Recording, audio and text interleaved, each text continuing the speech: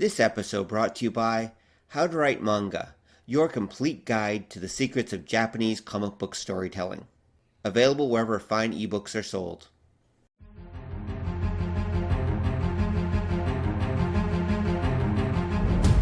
The world has gone insane. Cosplayers rule the conventions. Gamers dominate the tabletop and the internet. Sci-fi subjugates the movies, and fantasy rules the bookstore with an iron fist. Only one group can bring order to this unruly mob. A team of uber geeks, masters of the nerdly arts, trained for decades in the hobby shops and basements of the nation. Mobilized by the secret masters, they are the Department of Nerdly Affairs. Hello, operatives, and welcome to the Department of Nerdly Affairs. I'm your host, Rob Patterson, here with my co-host, Don Chisholm. And tonight, we're going to talk about affluence. We're going to be talking about rolling in the Benjamins. We're going to be talking about money, that sweet, sweet thing. Or more specifically, we're going to talk about money in the media and the way the media portrays affluence, especially the American Western media portrays affluence. Because of course, bitterness. What? I detect some bitterness. There is a little bit of bitterness, actually. Yeah, I would say that, actually. I mean, not in that Generation X millennial shown a life of wealth and comfort my whole existence, and then only to be denied it as I grew up. None of that. Okay, maybe a little. But more along the lines of, as I've gotten older, I've come to see the portrayal of wealth and affluence in the media in a less kind light than I did when I was younger. But we can get to that. We'll get to that eventually. So I think, Don, you mentioned you wanted to start talking a little bit about what society is so that we could actually kind of work our way towards what affluence is, and then we'll talk about the media itself. Okay, so what is society, Don? Okay, this is, and this I think it's going to come definitely back around to what you were getting at. We've mentioned before that people tend to think of society, of the world, as a homogeneous whole. Mm-hmm. Yep, and definitely. I think it's important to not look at it like that, because what you end up getting, and this ties into a bunch of other stuff too, is they'll see one kind of, I guess, lifestyle or attitude as the norm, and then anything else is a derivation or a deviancy from that. Right, there's a standard everyone has of how you should live, and then everyone else is a variant of that. Right, and in reality, that's not the case. Like, you don't get any society now or ever that was predominantly one big attitude. What you kind of get is a bunch of different little groups that bump into each other, and a lot of them will have enough similarities that you don't see them as an aberration, even though they have their own little twists and takes on that. Well, wait a moment. I mean, generally when we look at it, let's take a look at an example where I may or may not agree with you. Let's look at the baby boomers. I think they're a perfect example. Because they were all born within a very narrow window, and at a certain period in American society, they generally did have a lot in common. They lived very similar lives. And they generally were one largely homogenous group, or at least that's how they've traditionally been portrayed in the media and how we generally tend to look at them. Mm-hmm. Would you argue that's incorrect? This is where I gotta say it is, but it isn't, but it is, but it isn't. Thank you, Dr. Obvious. Okay. Not the most useful comment I've ever made. No. But again, it's that idea, like you said, this is how they're portrayed. And we've mentioned before that when you look at any kind of time period, it's usually defined after it happens, like people looking back, and you're kind of taking the most dominant aggregate things. We've been kind of under baby boomer tyranny for a few generations now. And this is one of the reasons you'll see like a lot of people in power now, they're older people, they tend to look back at this weird mythological Leave It to Beaver 1950s where everything was great and happy. And we tend to think of the 1950s as that. Dad came home from work smiling in his suit, and Mom had the sundress and pearls on, and the kids already did their homework, and blah. And when you think back to that era, there was a lot of different things going on. Like, that image that was portrayed was kind of the upper middle class, suburban kind of lifestyle. It was. That's true. Like, But it remember was, but it was the result of the fact that, Dad could have a job. Mom didn't necessarily need one. And Dad's factory job probably really did pay all the bills and more. And he got great benefits. And you got places like Detroit, for example, which was at one point the wealthiest city in North America. And black, white, yellow, green, purple, didn't matter what you were. As long as you could work in the factory floor, you made a good, solid living and could live a pretty good life. Kind of, but you've already hit at one of the problems, because if you look at any representation of family in the 50s from the 50s, Dad didn't work a factory. He had some kind of white collar job that he worked in the office doing. Well, you never really ever found out. In most media, that's true. Yeah, that's true. And this is what I'm saying, and that was the image. When you go back, when you talk about, say, ethnicity and color and that, there was a lot of strife going on back then. There was. Oh yeah, between the black and white communities, there was definitely still a lot of strife going on. Well, not just that. There was racial segregation and everything else was happening. That's true.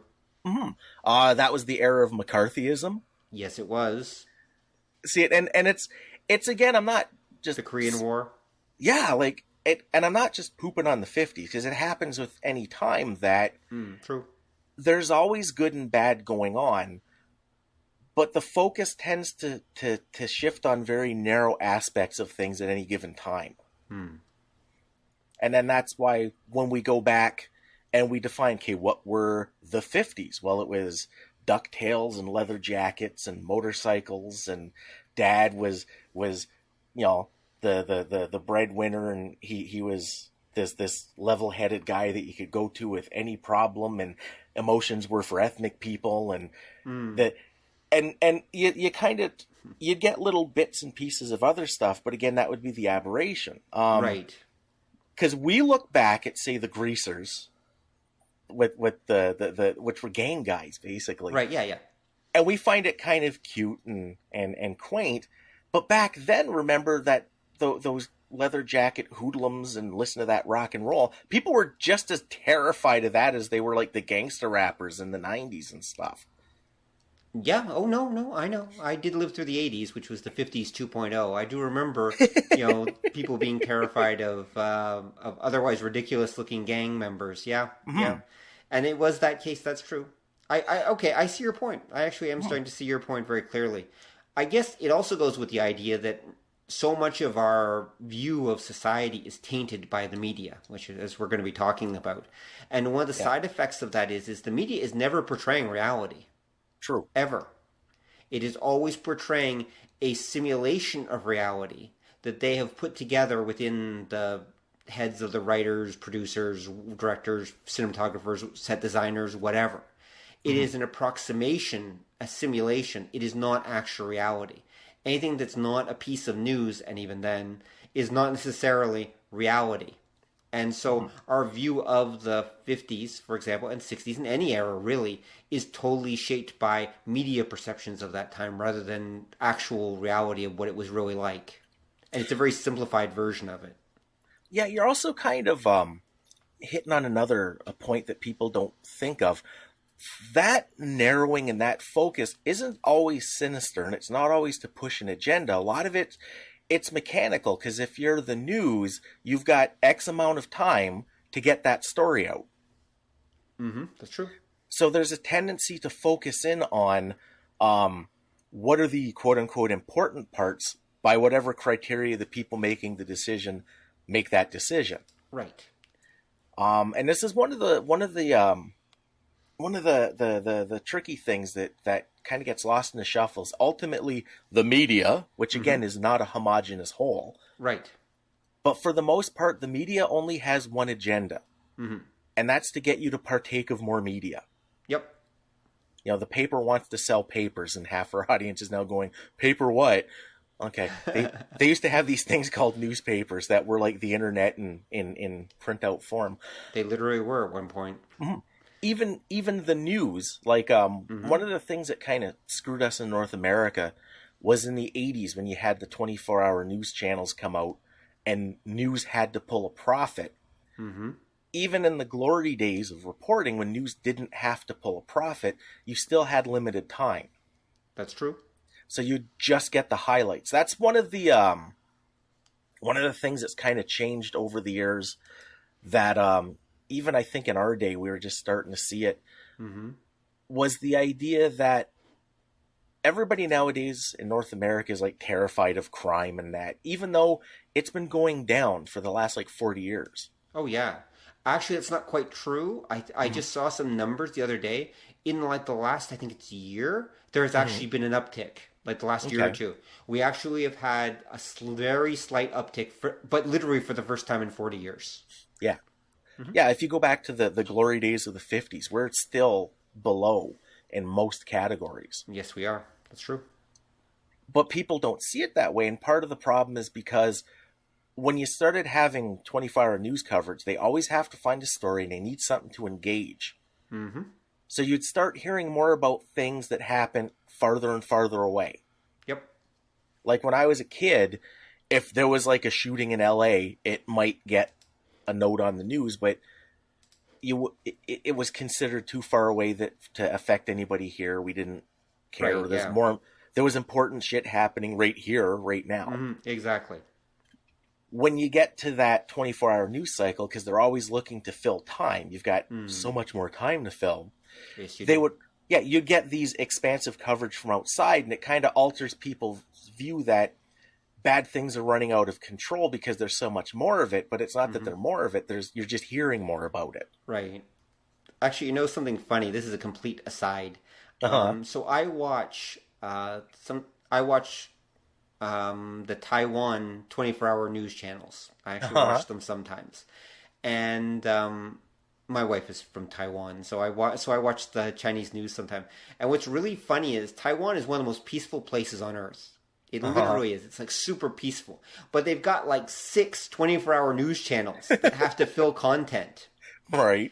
And literally, and I'm not kidding you, they will do stories about how so-and-so's restaurant has like a new dish that everyone's crazy about. And they have to fill that time. And so what they mostly do is, because there's just not that much crime and there's not that many accidents. So they mostly just fill it with like local interest stories and puff pieces. Right. It's astounding how much local interest and puff piece they can actually fill in celebrities and literally, but it's like not on the level of celebrities break up. It's on the level of celebrities stub their toe. Like, because they literally have nothing to fill it with. And they're just desperate to constantly fill this news cycle with something. Right. And if you think our news is bad, at least our news at least says, okay, nothing interesting is happening locally. We'll just go for the global stuff. They kind of defaults that way. Whereas for some reason, they don't tend to focus as much on global news, not the channels I watched anyway. So they'll mostly just focus on like this incredibly mundane local stuff, which is kind of cute in a way, but it's very different. Yeah, well, it's probably closer to what you remember the news being like when you were a kid. Probably, yeah. There were a lot more local interest stories back then. There's still some, but yeah, not as much as there used to be. Yeah. So, and that's... Mm-hmm. Oh, I was gonna say, and that's one of the weird aspects about our perception being colorized by the info we take in. Absolutely, it is. Absolutely, it is. So society is a bunch of different groups that have similarities to each other, and that from a distance might look like they're one big group, but are actually a bunch of smaller groups kind of jockeying with each other. Is that the way you're describing it? Yeah, I think for myself, and this is kind of entirely my own theory, I kind of break it down into 3 major groups. Mm-hmm. That you've got government, mm-hmm. you've got the economy, which would be the business world, mm-hmm. and you've got the people. Mm-hmm. And some people would put religion in, but I think religion comes from the people part of it. Right. So it's an aspect of that category. Okay. And I tend to look at it that way. Those kind of serve as good broad categories because one thing that you see in North America, mm-hmm. and this kind of gets into getting towards what our main focus, as much as we ever have a main focus, is going to be, mm-hmm. But you tend to see those three groups compete, like for dominance, and especially like say in North America, there's always a back and forth between government and business. Yes. And that's what you always see play out, because business says, oh, you'd all be better off if government would just leave us the hell alone. And government says, well, we have to keep track of business, otherwise they'd be pouring radium in the water and you'd all be mutants at this point. Woo-hoo. Yeah, and yeah, but not good mutants. We're talking okay, 1950s mutants, not the X-Men or anything. Oh, okay. But... I want to shoot fireballs from my fingers. Oh my god, I so want to do stuff like that.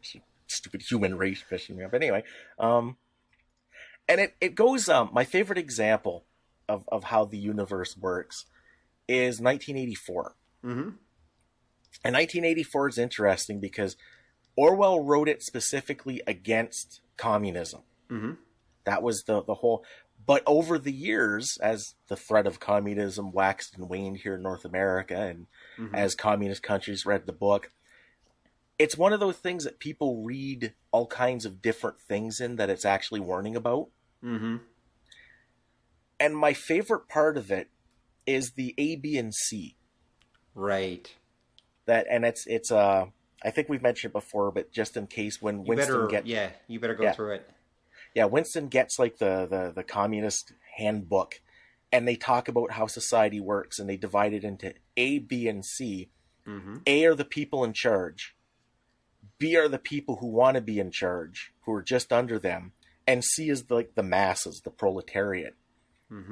And what'll happen is B will get C, because C is by far the most numerous. In Orwell's description, A and B are both what we'd call the 1%. They're the upper crust. And B will get C inflamed against A, because they're the masses. They're overwhelming in numbers and pull. They'll overthrow A. B becomes the new A becomes the new B, and the proletariat go back to being assholes because neither side really cares about them. Yep. In some ways, I think that's how things really work. Well, I think that's how things have worked. I think some of modern society has messed with that a little bit. Right. A little bit. I mean, keep in mind, we have not seen an actual revolution like that in a very long time. Or have we? Or have we? Or have we? Not in that form, anyway. Not in a proper revolutionary form. I mean, we've seen them, but not in the Western world. Like, I mean, we've seen it happen in Eastern European countries in our lifetime. We've seen some of that in the Middle East and Asia. In South America. I mean, it does still happen, definitely. But in North America, we've kind of sidestepped it mostly through affluence. As long as we keep the masses happy, they're pretty good. And we've also sidestepped it through having a democratic government where the people feel, whether they really do or not, that they're actually making change, that they're actually in control. They're able to let off some of their steam by voting those guys out of power and voting the other jerks into power. And so as an end result, there's this fake sense of control that the public have. Dan Carlin would say that it is basically a pressure valve system, and that it's just there to let off steam. And it does. It really does. It gives the people a sense of control. Also, relatively speaking, as long as you got your TV and everything, you're happy. So why revolt?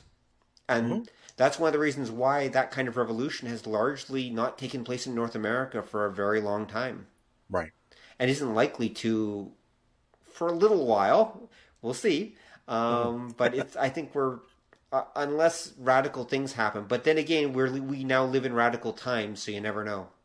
Well, it's a tough call. I do think that you're absolutely right. And this is kind of one of the hidden benefits of having like a capitalistic economic system. And I say that because a lot of people think capitalism and communism are political systems. They're not. They're economic systems. But it's that idea that you can have something.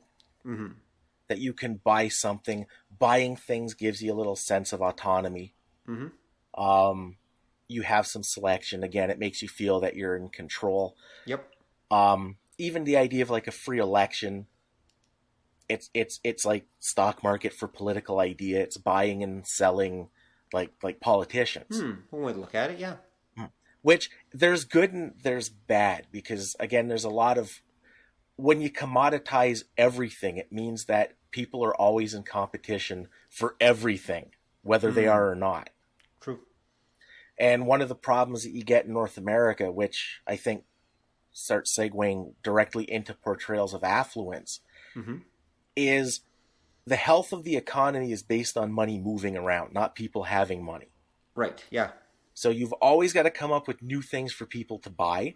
And you've always got to come up with like companies maximize profit. Yes, they have to. Yeah, and one of the things that people don't realize that works is it's the cost benefit thing. I always use the example of, say, two companies make widgets. One company sells. Is it better to sell 100 widgets to 100 people for $1, or one widget to one person for $100? Is this a quiz? Kinda. Like, what would you say? I would say it's better to sell 100 widgets to 100 people for $1. And everybody says that, and that's totally wrong. Okay. Because if you think about it, if a widget costs 50 cents to make, and I sell 100 of them, I've made $50. Right. 100 for $1. If it's 50 cents to make and I sell one of them for $100, I made $99.50. Yes, but, and here's the catch, you're right. From a pure numbers point of view, one-shot situation, you are 100% right, though. I agree with that. But my logic is, well, if I only have one customer, he may never buy another widget. But if there's 100 of them, they're likely to buy more widgets from me again. And it's definitely true. And this is kind of where you run into some of the interesting problems we get. Because companies, especially a bigger company, doesn't think long-term like that. They don't have to. That's true. Next year, we'll just come up with a brand new kind of widget. Exactly. And we'll market it, and everybody will have to buy that. And this is why a lot of people can't wrap their head around, say, marketing. Right. And they'll say, well, why would you want to sell like $500 sneakers? Like, that's horrible. Nobody can afford them. No, enough people can afford them to make it worthwhile. They've done all the research. They've crunched the numbers. That's true. And then what they'll end up doing is, a lot of times through marketing, there's a term for it that I can't remember, where something doesn't have practical value. You mean, but you make... You're not talking about intangible value. It's something more specific, though, where basically you make the status of owning the thing the value of the thing. That is a form of intangible value, but okay. Yeah, there was a specific name for that. So it's the idea where I can make sneakers that are no better than $20 sneakers, but sell them for $150 because I have the latest sports ball hero guy's face on them, kind of thing. Yeah, well, it's branding mostly. You can use branding and the trust and the sense of status that comes with that branding to then turn around and sell your sneakers for a higher price. Yep. Definitely. That's what modern marketing is literally about. It's actually about branding. It's not about marketing. Yep.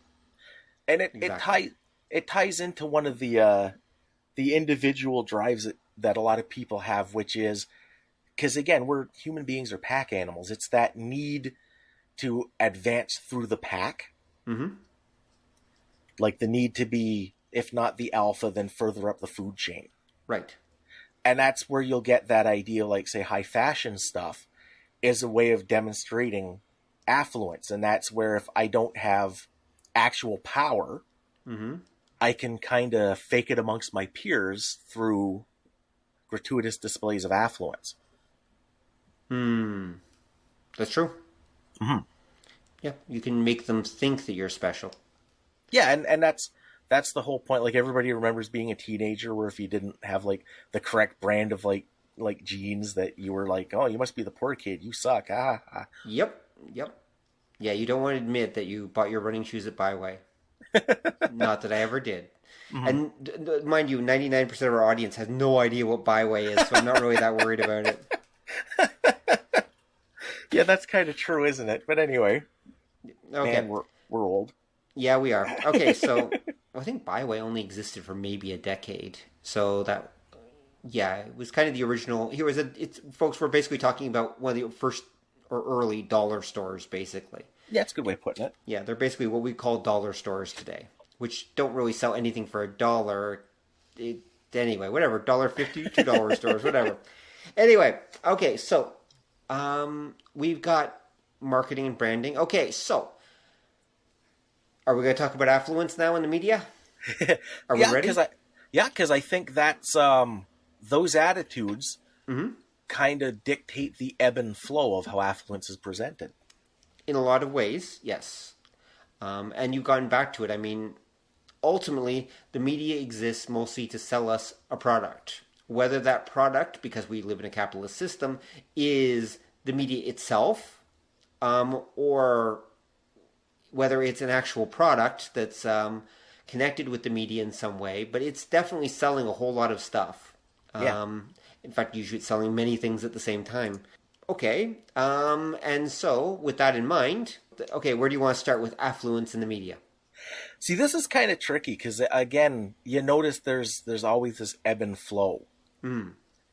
That I'm looking back, like, say, at I still hold my theory that we live the same 20 years over and over, which, again, I call the 70s and the 80s. And you can see that difference.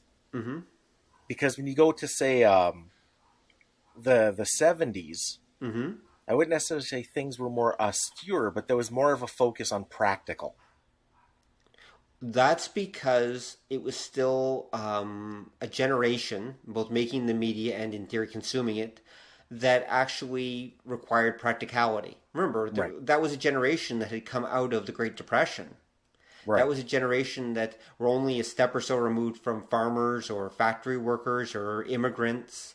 That generation that, of course, things had to be practical because it had to last, right? I mean, it had to be. There had to be a practical element to it, otherwise you wouldn't buy it. Right.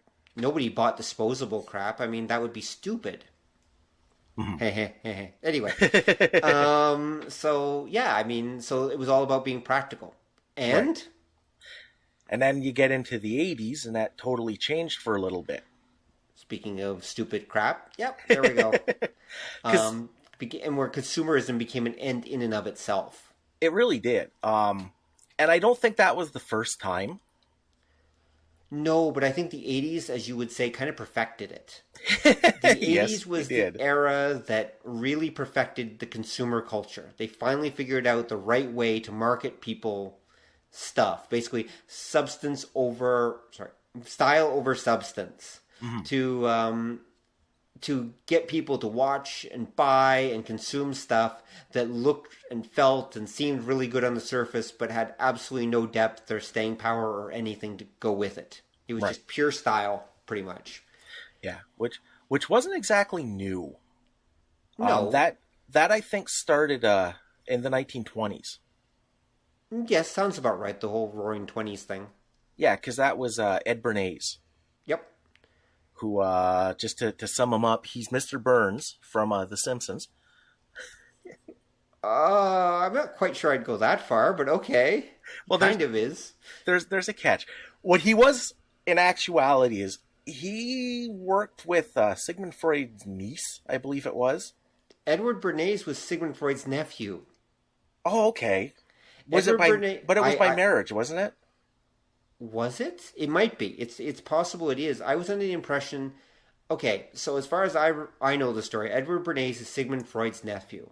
Okay. And Sigmund Freud wanted to get his book published in the United States. And so he sent Bernays a copy of his classic book on psychoanalysis. And Bernays basically read the book and thought, this is the most genius thing ever. This is how people sell stuff. I should be using this for advertising. I should be using this for marketing. Right. And thus, Edward Bernays became the father of modern public relations and marketing. Yep. Because prior to Edward Bernays, everything was about proving that a product was logical, reliable, practical. it was all about appealing to the sense of logic and reason of the audience. But Bernays realized that the audience was filled with unconscious desires, and that if you did things like getting a product or a brand associated with something positive, mostly human needs, in the audience's heads, then they would come to see that product as a solution to fulfilling those human needs. And so as an end result, they would buy them. A very simple example of this that we see all the time is, say, a restaurant commercial. A commercial that's for, say, McDonald's, for example, or Burger King, whatever restaurant you choose, Pizza, it doesn't matter. What they're doing is, if you look carefully, they're not selling you the food. Think about that. They're not. They're actually selling you a bunch of happy people who are happy because they're eating McDonald's food or Pizza Hut or whatever. And they're saying basically, you will be happy if you consume this food. That's what they're actually selling in those commercials. They're not selling that. They occasionally will sometimes be selling the food as a recipe for hunger. That will happen to another human need.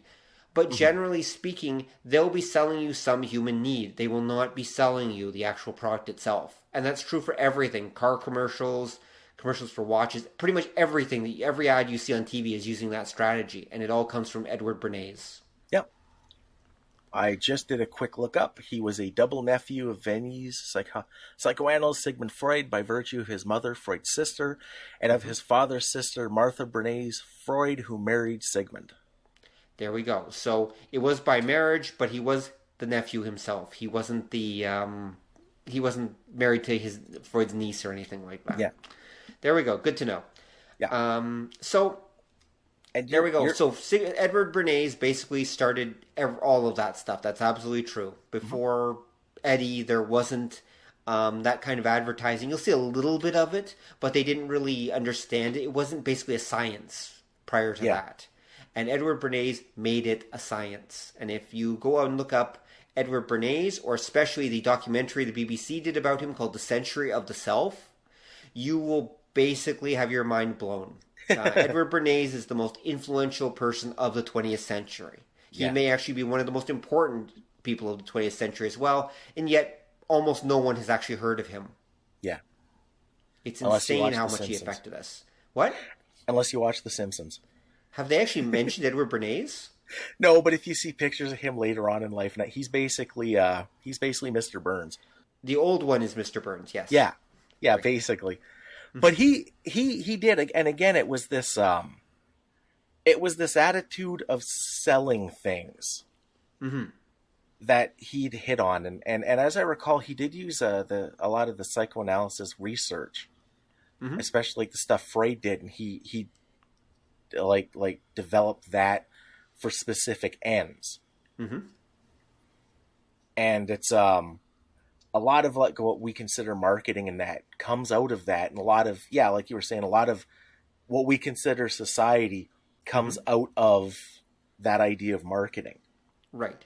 Well, prior to Bernays, it could be argued that people were citizens, and then post Bernays, it could be argued people are consumers.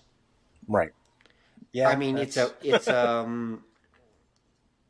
semantic difference, but I think you could make a solid argument about that. I really think you could argue that he's one of the key engineers who helped transform society, Western society, from a society of citizenry and participation to just passive consumers who buy stuff, and use it to satisfy their human needs.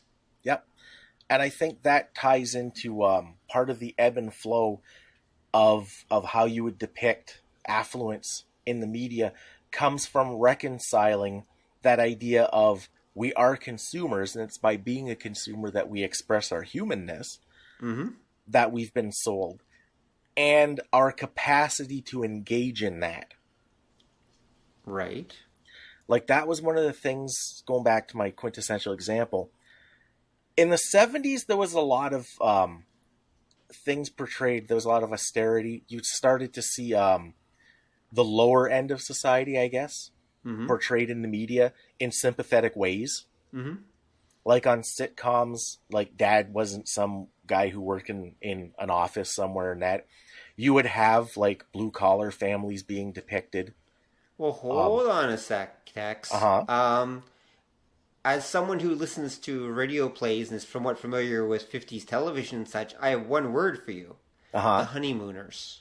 Right. Also, there's another famous sitcom that I'm completely blanking on right now. Radio play one that was, oh crap, what was it? That's basically the same as, it's not the Honeymooners, but it's along those lines. Are you thinking the Bickersons? No, but they're another good example. There's another Okay. one, and I'm trying to remember. But the key point is, again, that there was it'll come to me in about 5 minutes. The key point is that no, the lower classes have always been there in the media. And in fact, I would argue, actually, if you go back towards the media of the radio play period, especially when times were harder, and the 50s, you'll see a lot of that, in fact. There's a lot of blue collar. It's the cycle, right? I mean, the affluent portrayal, I would say, is a product largely of maybe the late 50s, definitely the 60s. Right. By the 60s, they were desperately trying to sell the baby boomers who were starting to grow up and their parents who were affluent at that time. Because of the post-war boom, they were definitely trying to sell them a new lifestyle and a new way of seeing things in a new world.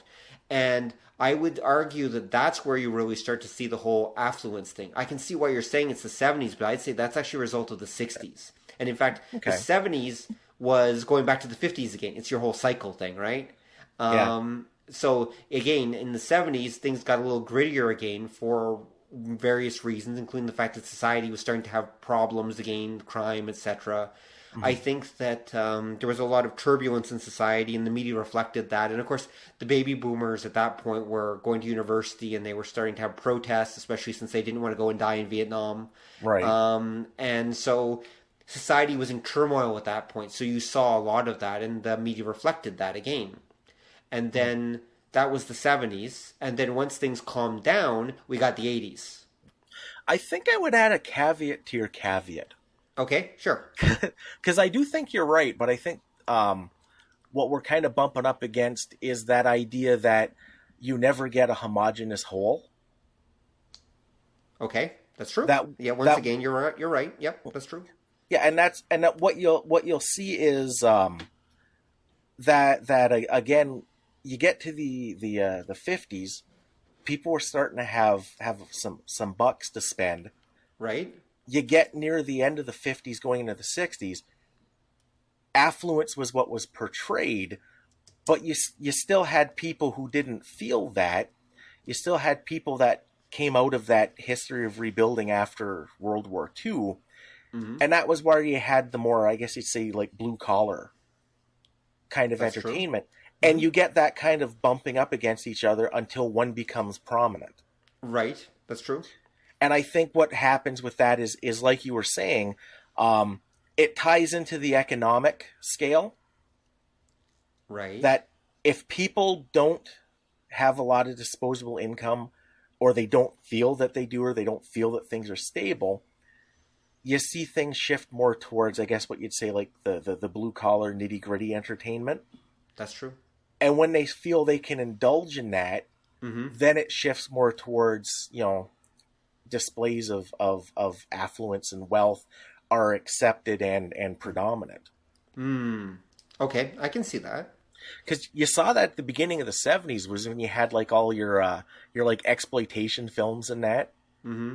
That were always about like some poor schmo in the bad part of town, or some guy that just came back from Nam and had a bad deal there, and now he's striking out against like the man and authority and all that kind of stuff. Right, that's true. And if you remember going into like say the middle 70s, the rich privileged asshole was always the villain of the film. Yep. Because they always wanted to knock down your arcade so they could make their golf course bigger, kind of thing. Definitely. And then you got to the 80s. When the 80s started, people felt there was more money. People started spending. Ironically, we find out towards the end of the 80s it was all on credit, and things change again. That's true. But it's interesting because when you look at the beginning of the 80s and you look at, say, film, the way they portray rich and poor is really weird, because the rich guy is still the villain. Like he's the guy at high school. He's the leader of the popular kids, and they're always picking on you. Right. Yep. True. But you start seeing the quote unquote poor kid is the hero. Mm-hmm. But what that means starts to change, because I can remember, you look at like, the example that keeps coming up was 16 Candles. Okay, how so? Well, Molly Ringwald was supposed to be the poor kid, right? Right. And you look at the house her family lives in. Like, I have what's considered a decent job, like, say, middle class kind of thing. Mm-hmm. And the house that her quote-unquote poor family is living in California, is like 3 times the size of the house I live in now. Yeah. And she has her own car that her dad got her. It's a used car, but how many people in high school, their folks would buy them a car at all, kind of thing. Right. And that's why in the 80s, when you had this idea of conspicuous consumption being acceptable, that idea of who the poor people was really starts changing. Well, remember at that point, not that they weren't before, but at this point, Hollywood is kind of stuck. Because, remember, Hollywood is all about portrayals of... Hollywood is all about aspiration, right? It's always about portraying an aspirational world. The kind of things that you wish you were part of. So even if it's portraying the poor, downtrodden, working class girl and that, it still tends to portray them in a very positive light. Right. Because they still want to be showing a dream, right? It's still meant to be a dream that the audience kind of could be living if only their life was just that little bit different or whatever. Right. So as an end result, it's really tricky. As you said, they were stuck. I mean, they want to portray the world as aspirational, but at the same time, they also still were in the shadow of New Hollywood at that point. So they still wanted things to be a little bit gritty. I mean, there was still that call for like social responsibility and all that from the 70s that they were still dealing with echoes of. I see your point about 16 Candles, and I think that's actually a very good example. I do actually, I see your point.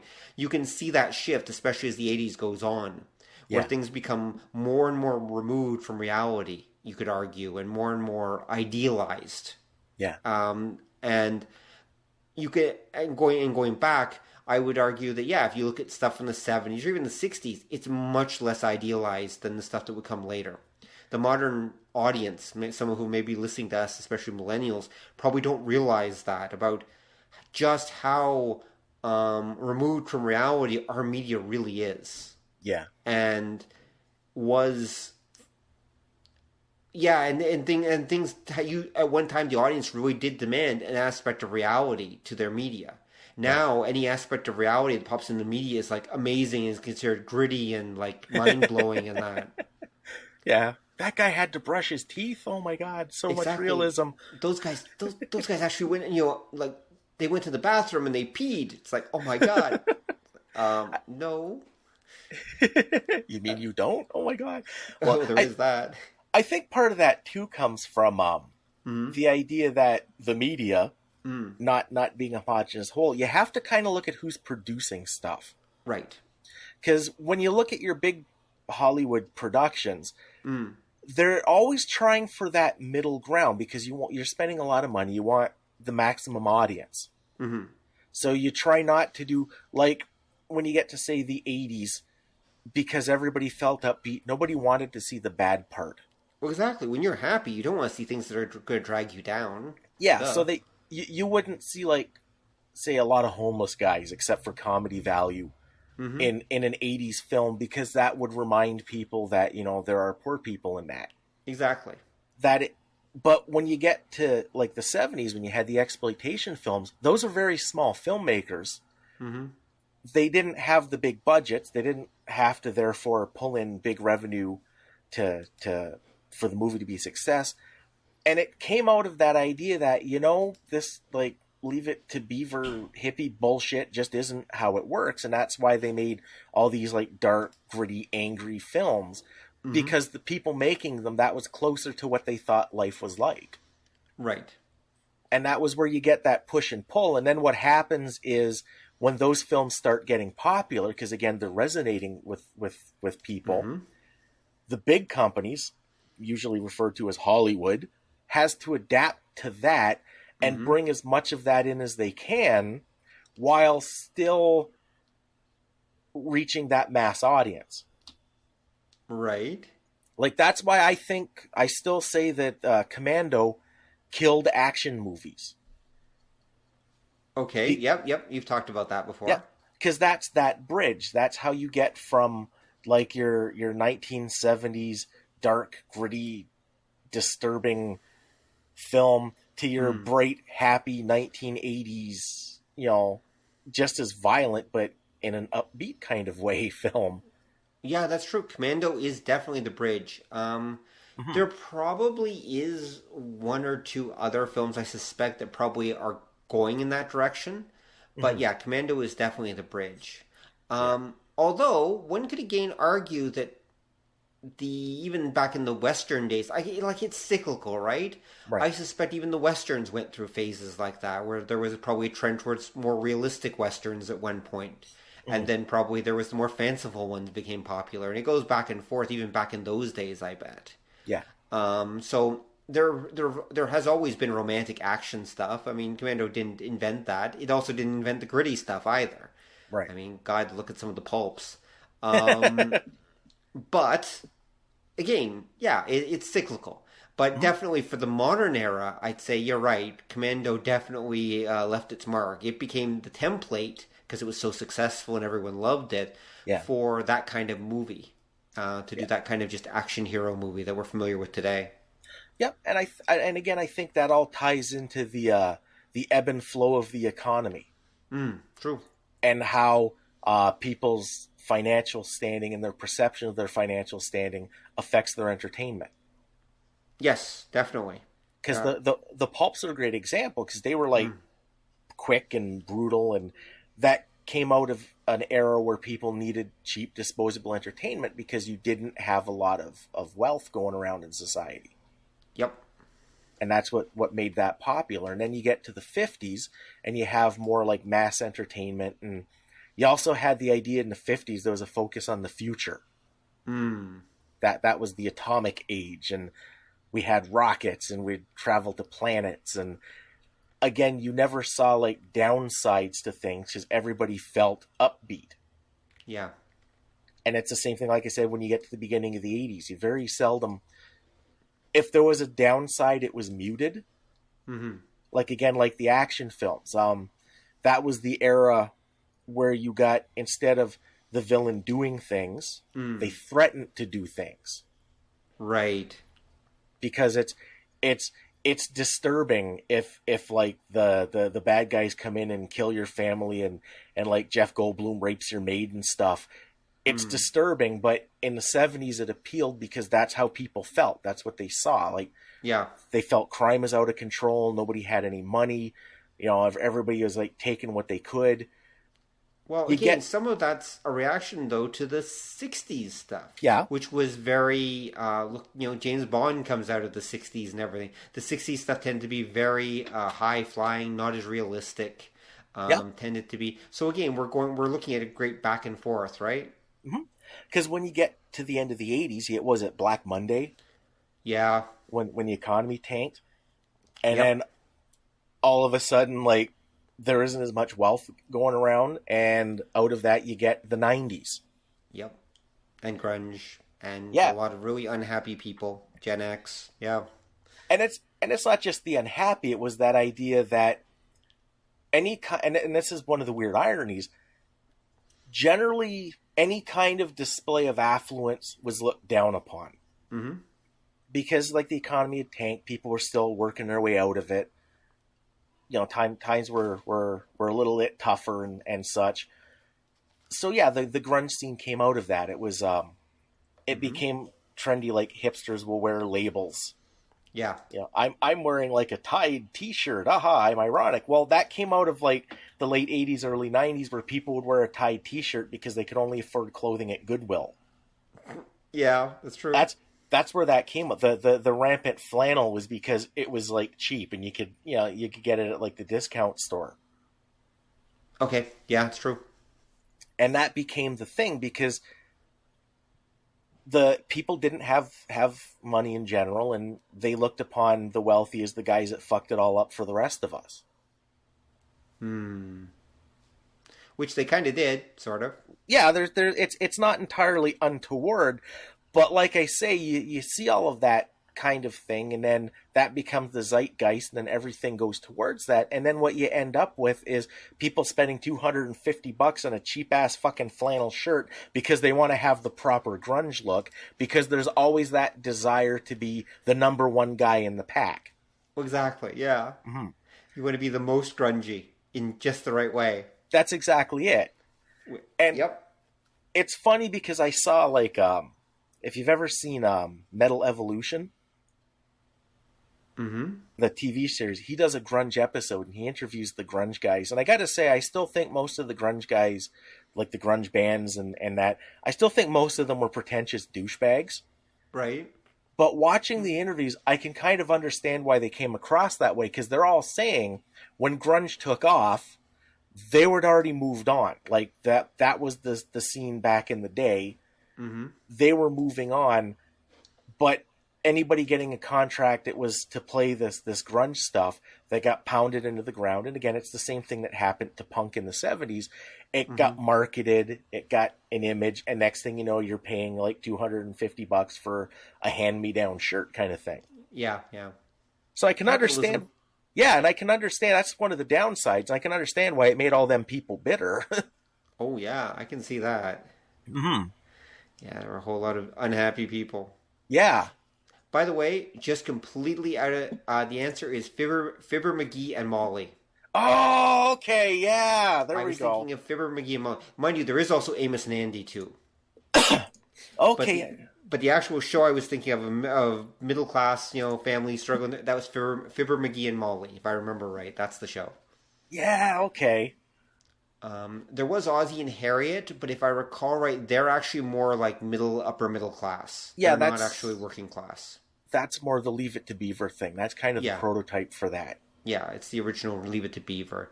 So wealth in the media tends to be portrayed depending on the mood of society, which makes sense because, of course, the media itself reflects society. Yeah. But isn't there a way in which it also, though, is shaping society as well? Like, just as it reflects society's dreams, I mean, the people who make this, to some degree, can use it to influence society's attitudes on certain things. Yeah. Like, one of the things that's just long disturbed me, is that idea that the rich are just like us. They just have a little more money, but they're just like us. And that you especially saw after the financial crisis. You saw a huge number of those, like, Undercover Boss shows and everything like that, which were just completely designed to show that, no, that rich dude, If he just hung out with you, you'd discover he's an okay guy, and he'd feel your pain. And inevitably at the end of that episode, like, the rich guy gives all the employees at the McDonald's he works at, like, bonuses or whatever, and promises to make changes and everything.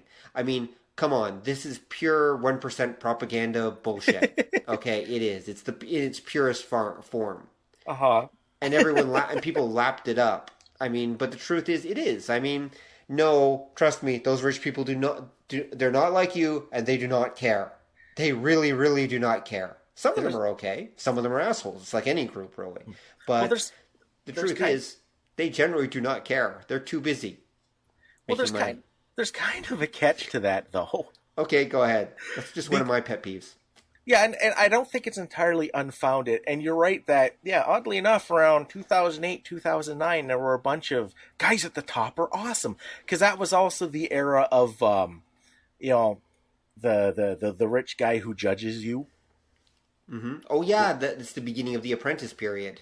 Well, not just Apprentice, but there was that, what was it, like Dragon's Den, and then the 100,000 derivations of that they did. Yep, that's true.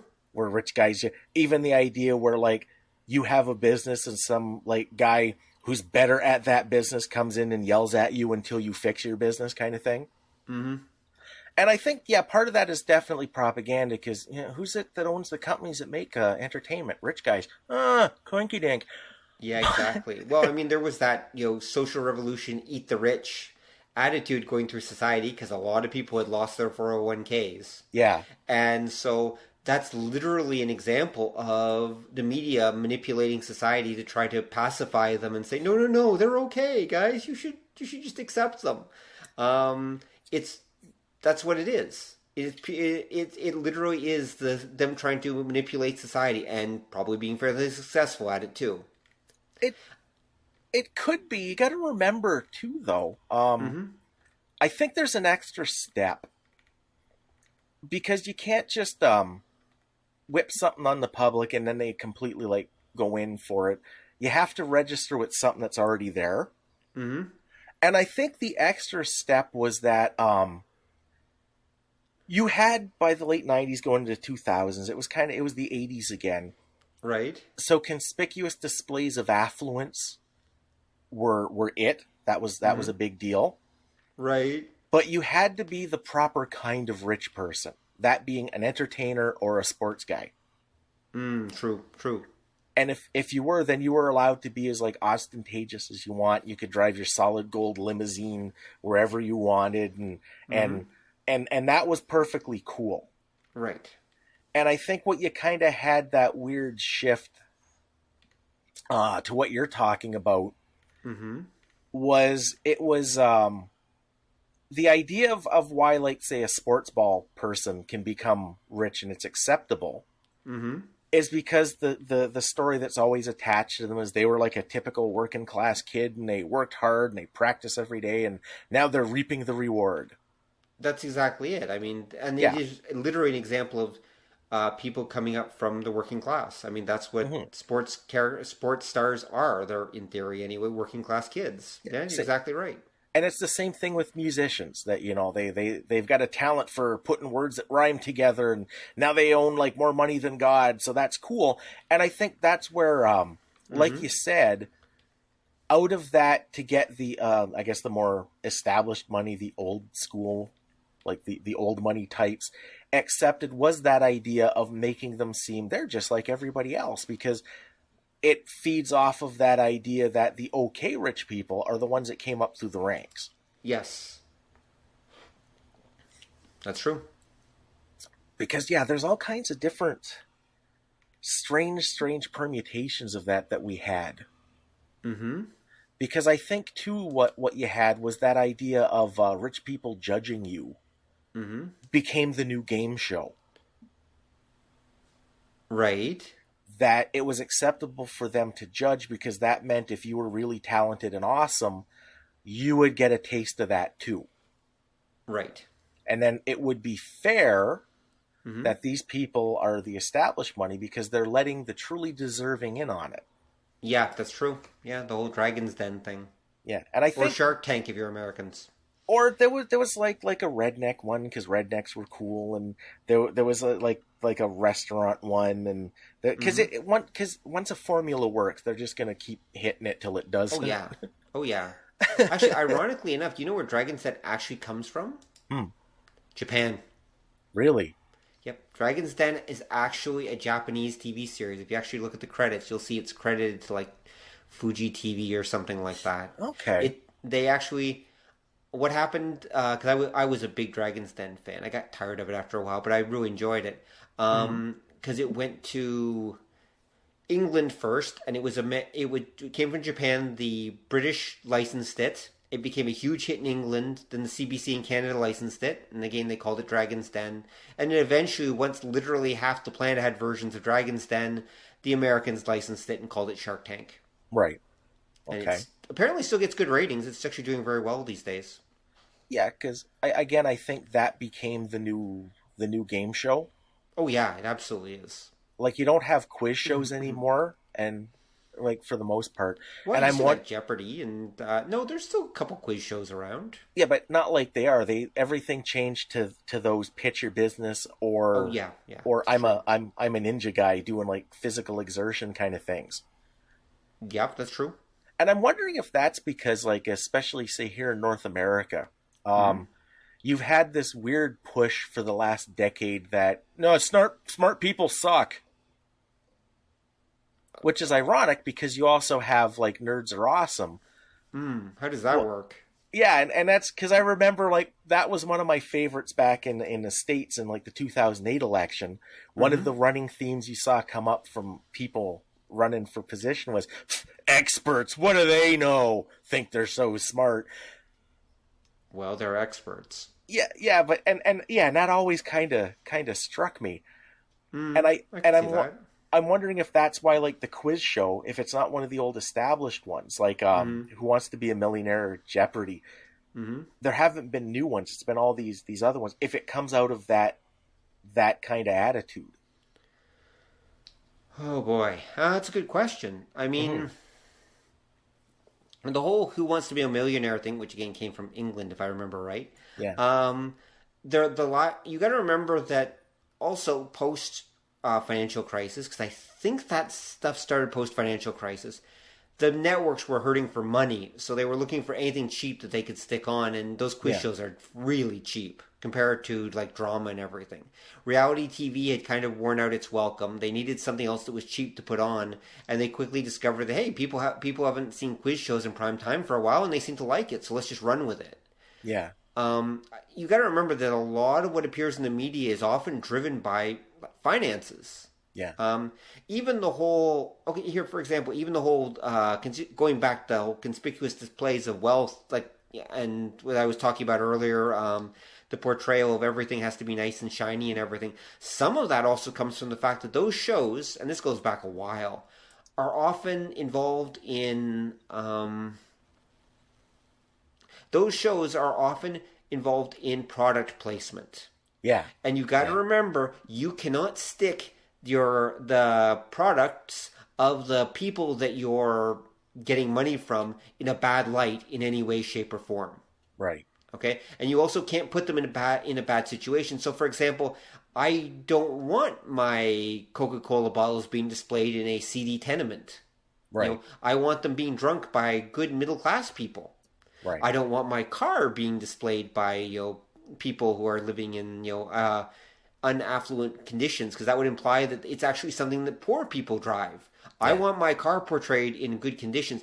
And as a weird side effect of that, it forced the media, the movies, the television, everything that's using these products and getting these product placements and needs the money for them, it's forced them to kind of glitz and glamour up the worlds in which the characters live in, whether they wanted to or not.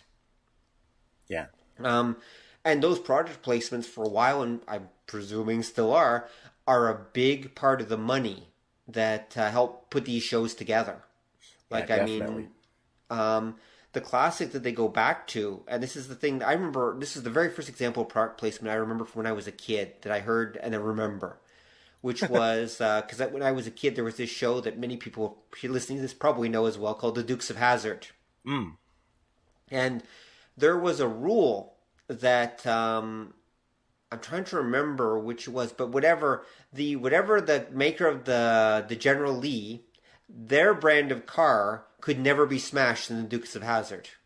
They could only smash the cars of the rival brands. Right. Of the other different car companies, but they could never have their cars smashed in the Dukes of Hazzard. So if you saw whatever the General Lee was, I'm not a car guy, I don't remember what brand it is, but whatever, that one. And of course, the General Lee itself, they had like 60 of the damn things because they kept smashing them doing those stunts. But that's neither here nor there. You would never see that car actually damaged in a significant way. Why? Because it's supposed to represent that brand is awesome. Even think back. In the actual show, the General Lee is never damaged. Yeah. Not significantly, ever. Yeah, that's true. It can't be because of product placement. It's supposed to show how awesome that particular car and that particular brand of car is. Yeah. So that's shaping reality. There's a whole bunch of, you said earlier about how society is a whole bunch of different, forces working against each other, with each other, etc., that kind of seem to work together as a mass. Well, the truth is, media is the exact same way. Yeah. There's a ton of little things behind the scenes that sometimes are sinister, sometimes are incredibly innocent or just accidental that are happening.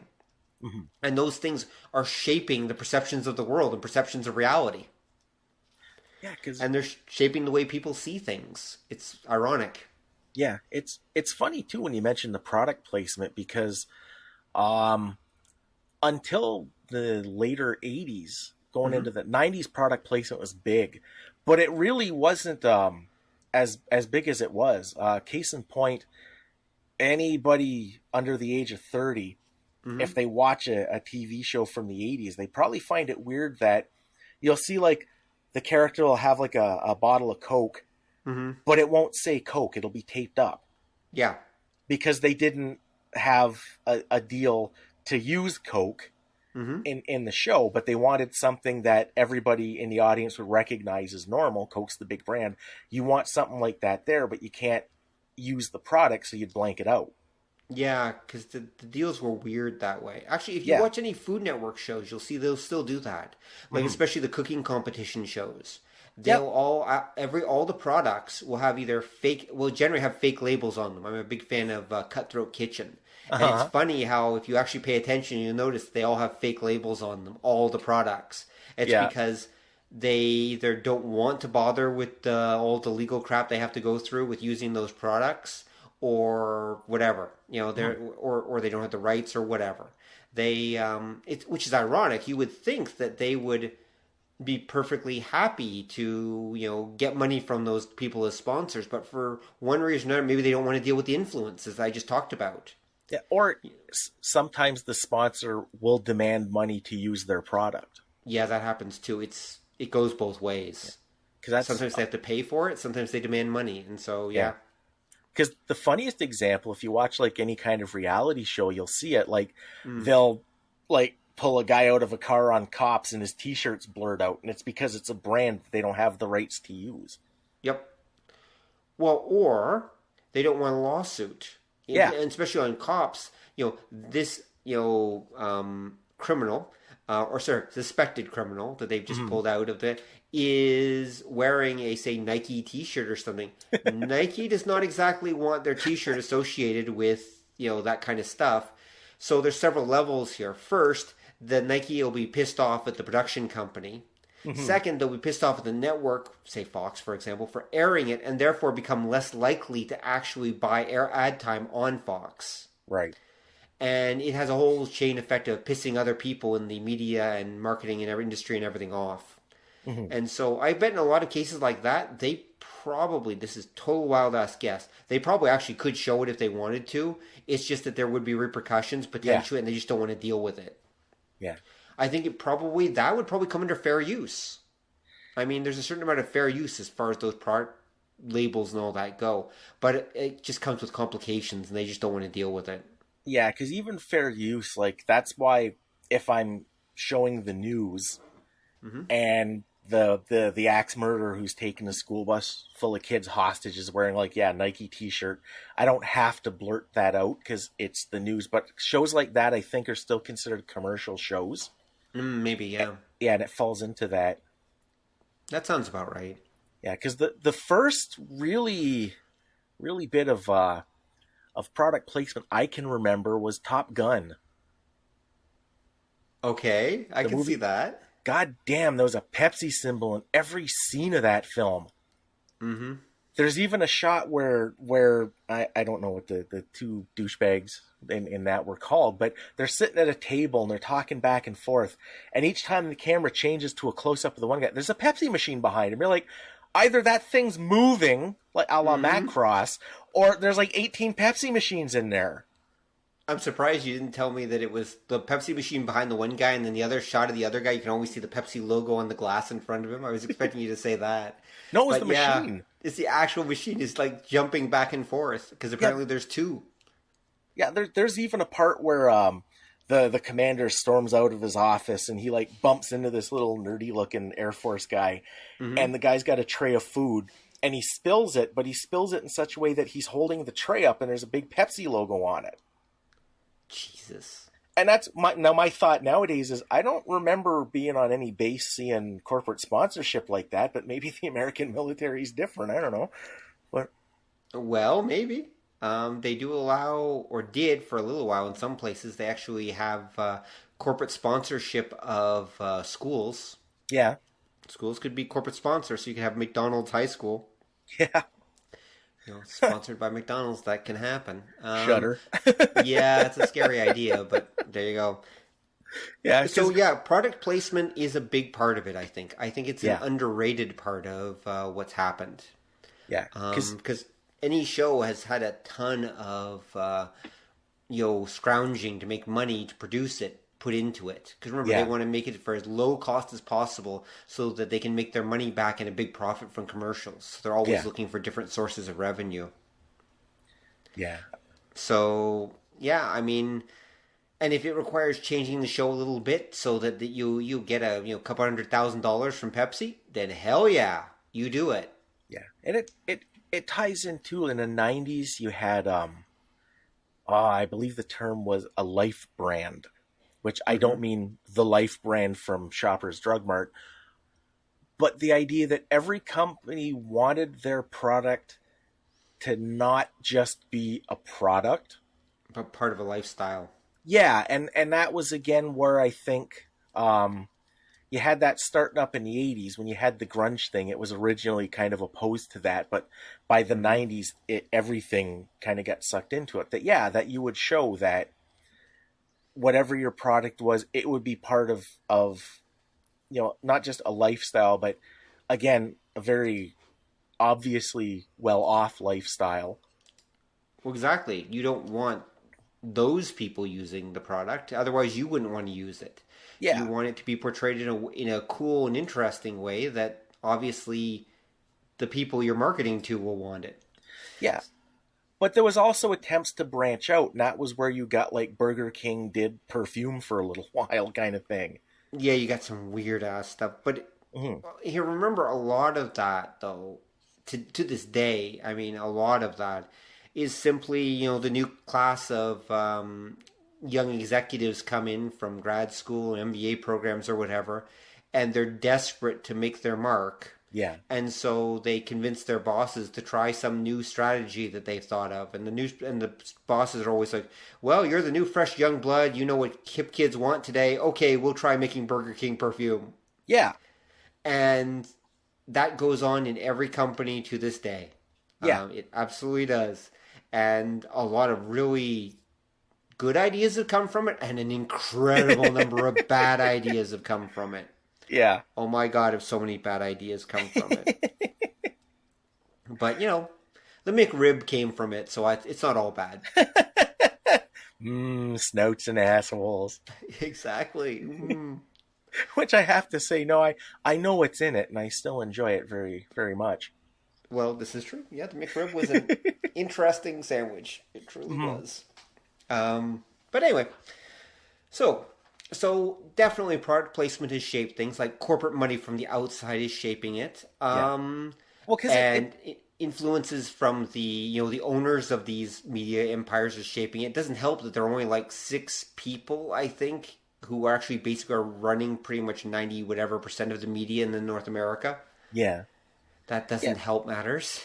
And it becomes self-perpetuating, because what'll happen is if I can make my product a symbol of affluence, then the affluent will gravitate towards my product.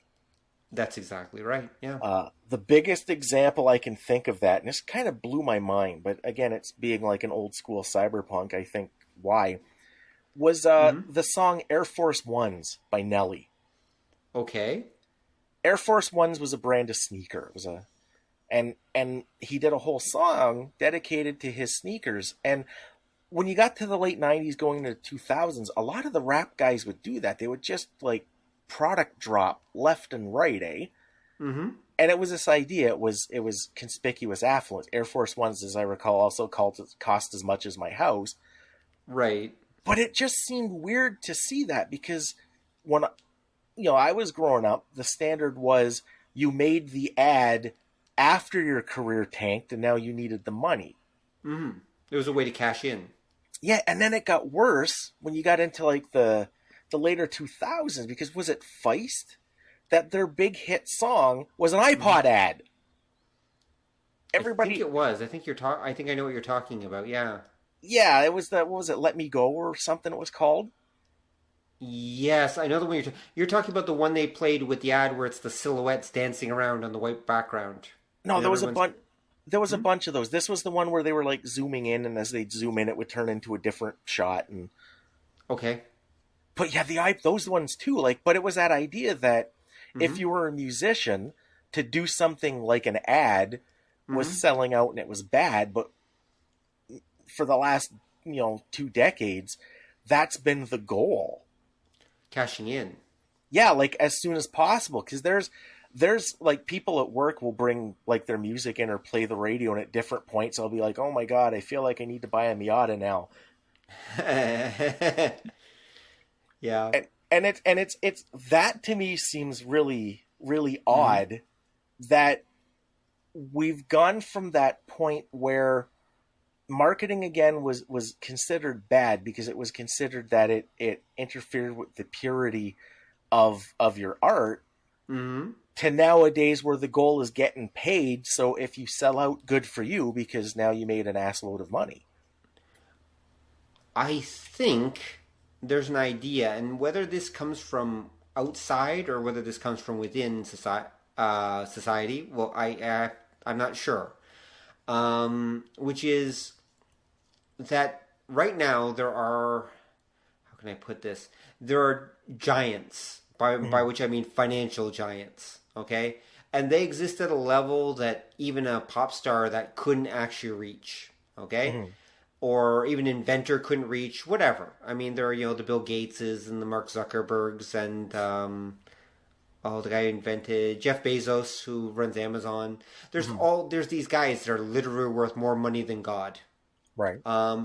And at a certain point, it became not about becoming these guys, but about becoming the stooge for one of these guys. Like basically being touched by one of these financial gods that, will then give you all the money you want, and then you don't have to work for it anymore, right? That's part of the ideal. Again, it's part of the American ideal. Remember, that idea has been there for a very long time.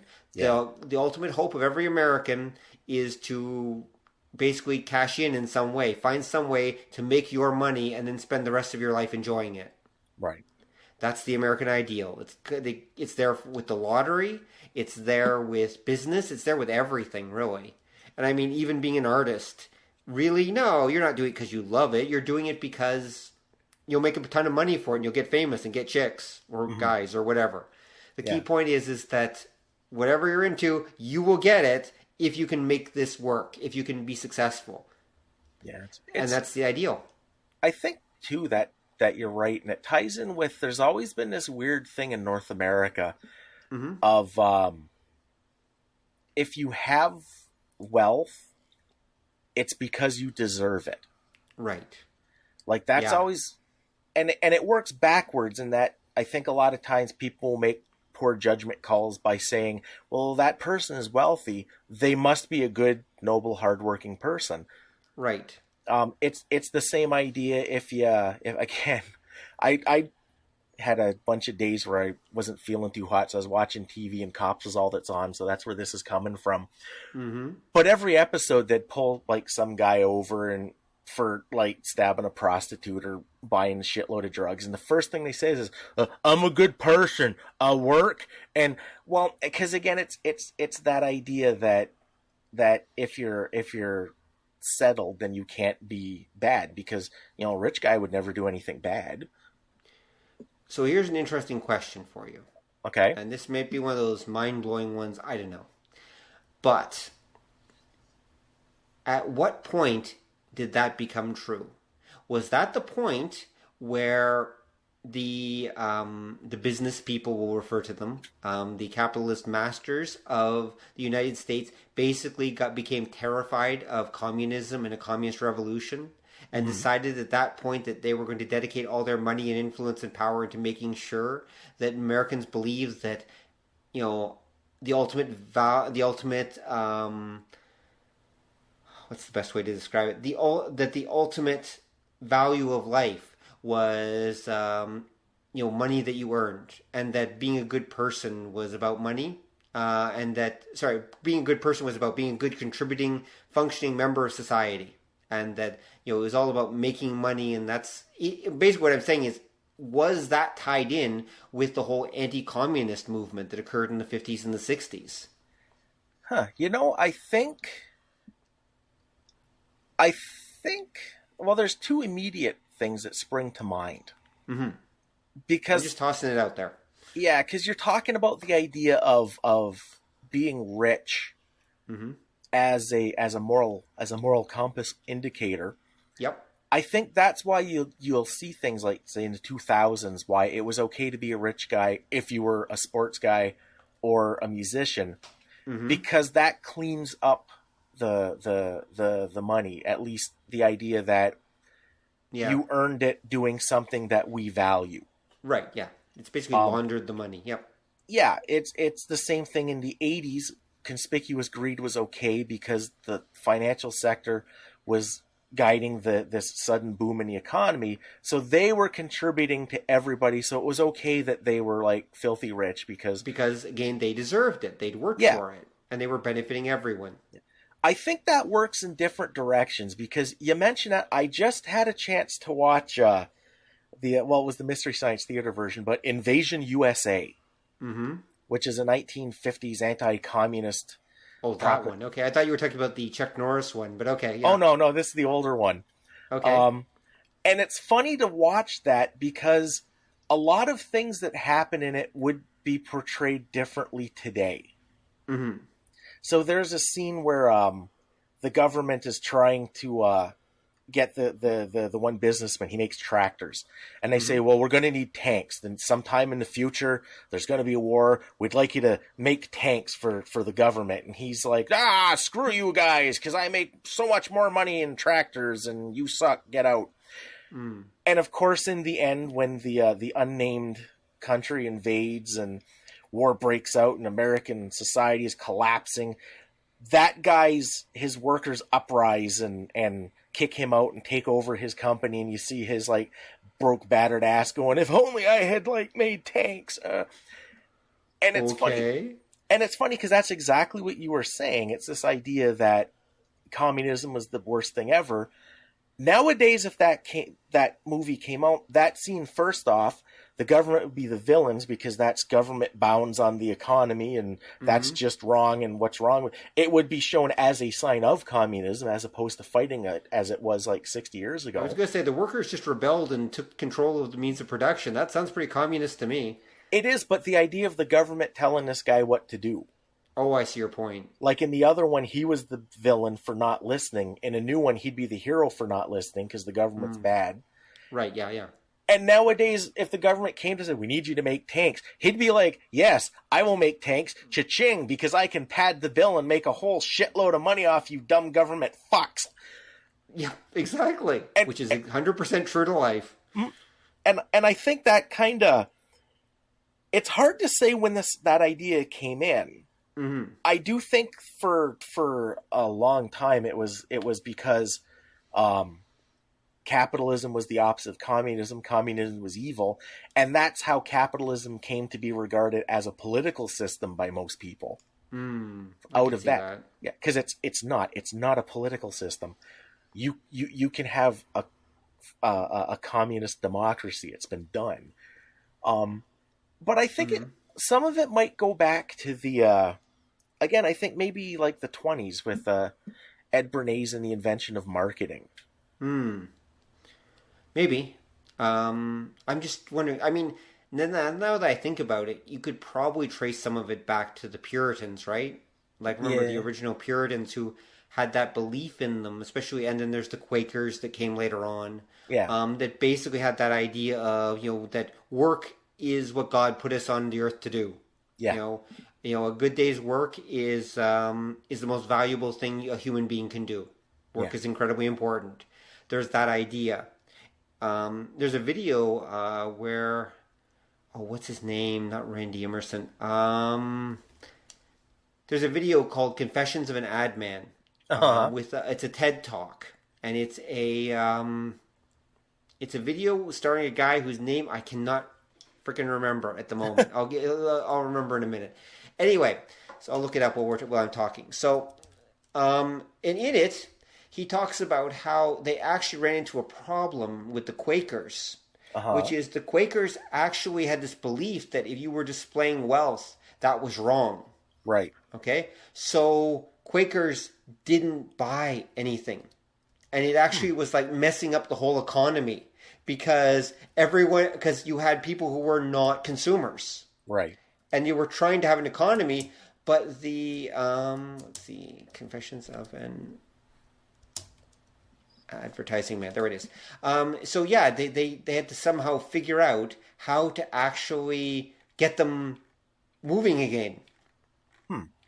They had to figure out how to get these darn Quakers to start buying crap, because if they didn't, it wasn't going to work. Right. There, Rory Sutherland. It's actually called Life Lessons from an Ad Man by Rory Sutherland. 16-minute TED Talk. Brilliant. If you actually ever get the chance, I highly recommend it. Confessions of an Ad Man was actually written by David Ogilvy, who is also one of the great advertising men of the 20th century and is worth studying about if you get the chance. But yeah, that one by Rory Sutherland is also incredibly funny. Both sad and funny at the same time if you get the chance, that TED Talk. So he talks about that in the video. He mentions it casually about how, the Quakers were causing a problem because they actually didn't believe in consumerism. Right. Which is probably one of the reasons why Quakerism didn't quite take off in the United States. Yeah. Or was heavily suppressed. They're kind of the original commies, I guess you could say. So anyway, the key point is that, so there is some of that idea in American culture. It's always been there. But I just can't help but wonder if it didn't get ramped up at a certain point of view in the 20th century just because you want people to think of themselves as, consumers. You want that idea that they are working for a living, and the most valuable thing a person can do, again, following the Quaker ethos, is to work for a living.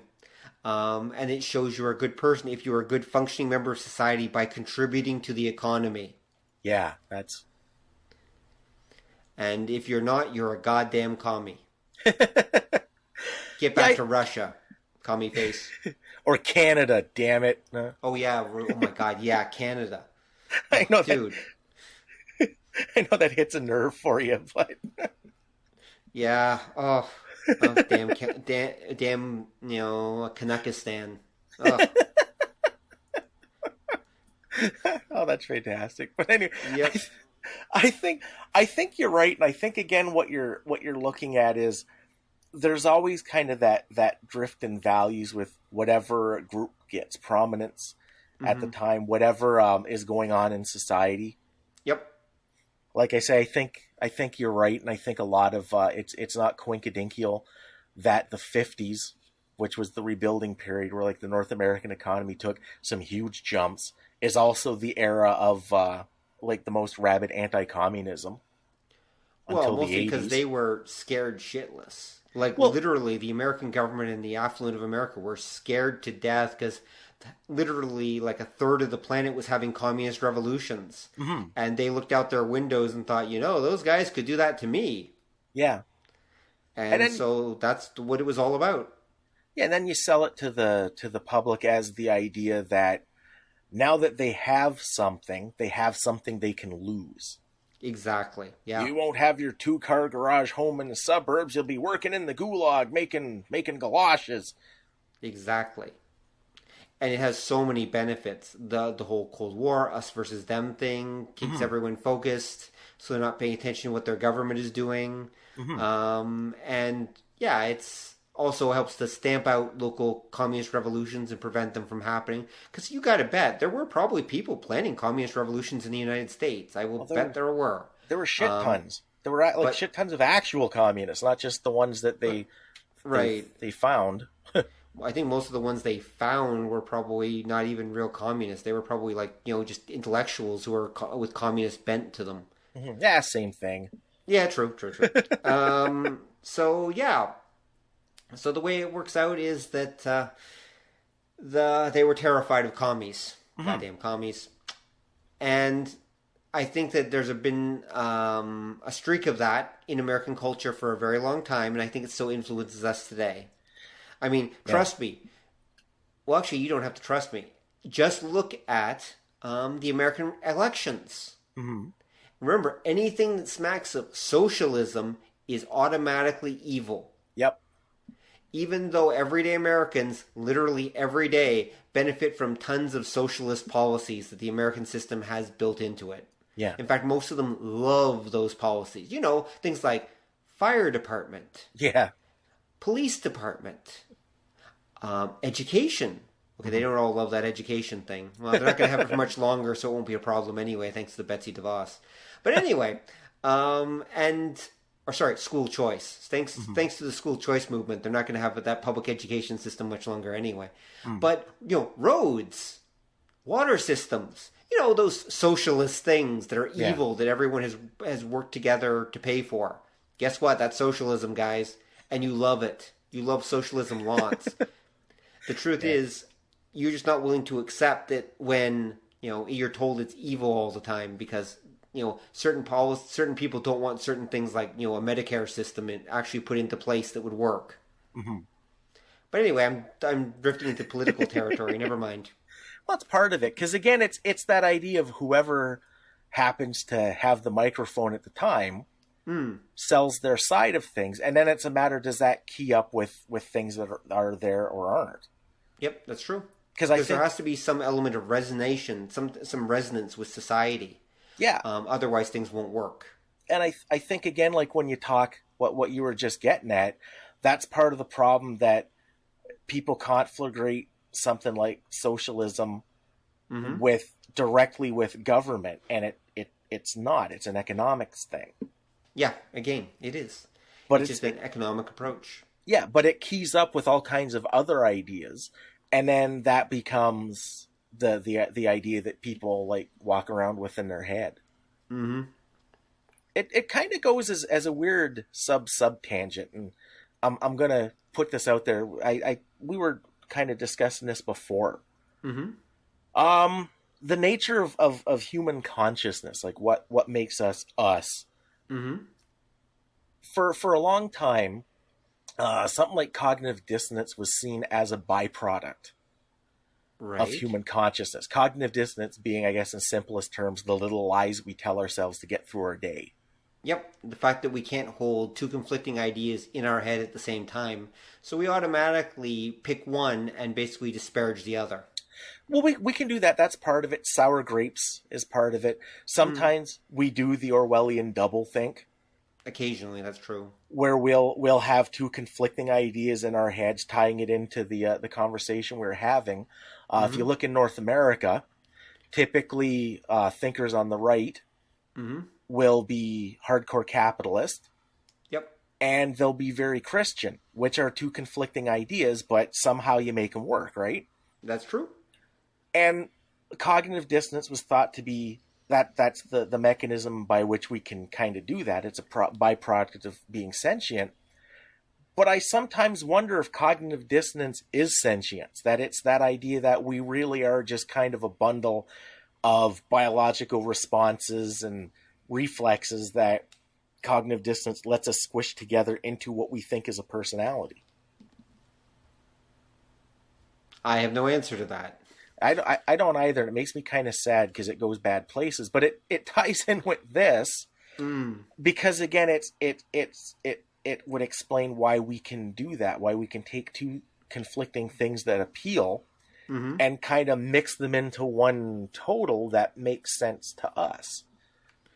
Well, we're definitely looking at a system with human consciousness, I mean, where there is, going back to what we've said all along, there's a whole bunch of little subsystems that our brain kind of patches over and makes look like one big system, when in reality it's a whole bunch of little ones instead. And I would argue that cognitive dissonance is part of that patching over system. It's part of the system that kind of makes everything seem seamless, when in reality there are a whole lot of seams. It's actually a quilt, not a one piece. Yeah, and then every once in a while somebody figures a way to pick apart at that seam, and that's why we think spending $200 for a pair of sneakers that are just as good as the $20 pair somehow has some kind of intrinsic extra value. Yeah. There's a happy thought. Not really. So, and I thought of that too, because that kind of lends itself towards behaviorism. Which every psychology class I'd ever taken. Mm-hmm. Half of it's based on behaviorism, even though at the beginning of the class they always say, "Oh, but Skinner was disproved." We don't really put a lot of stake in that kind of theory. There are two systems that they will always poo-poo.